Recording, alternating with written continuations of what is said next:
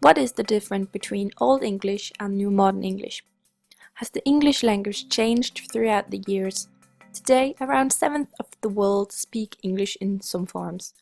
To put that into numbers, that is around 1 billion to 1.2 billion people, speaking English either as primary or secondary language. The number of people learning English is increasing every year and is becoming more and more common to learn in an early age. But where did it all start? Old English consisted of a diverse group of dialects reflecting the varied origins of the Anglo-Saxon kingdoms established in different parts of Britain. The Saxon dialect eventually became dominant. A greater input to Middle English came from Elgin dialects. Geographical and social variations between English dialects and accent remain significant today. Scotch, a form of English traditionally spoken in parts of Scotland and northern regions of Ireland, is often regarded as a separate language. The English of the Anglo-Saxon era later developed into Middle English. A big influence on shaping Middle English came from contact with northern Germanic languages spoken by Scandinavians who conquered and colonized large parts of West Britannia during the 8th and 9th century.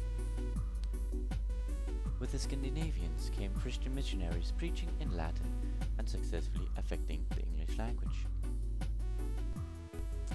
In the year 1066, Normans invaded England and had conquered the land for hundreds of years. Yet the language wasn't that affected by French.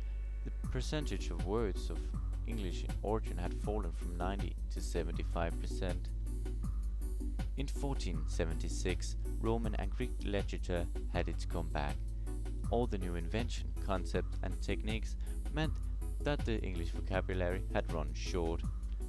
And with the first print press in England, books were something pretty much anyone could afford. This meant correct punctuation, spelling and grammar.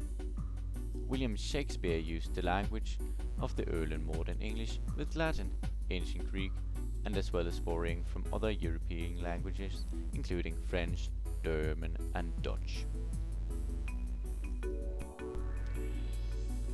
In the 17th century, the significant pronunciation changed and is more like the modern English we know today. In 1776, the Americans got their independence and the language changed quite a bit from the English version.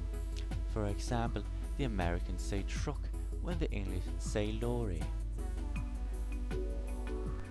The importance of the English language is shown especially in the 19th century. With the huge scientific advantages, strong communication between nationalities was a necessity. English was a perfect choice due to its popularity and wide vocabulary.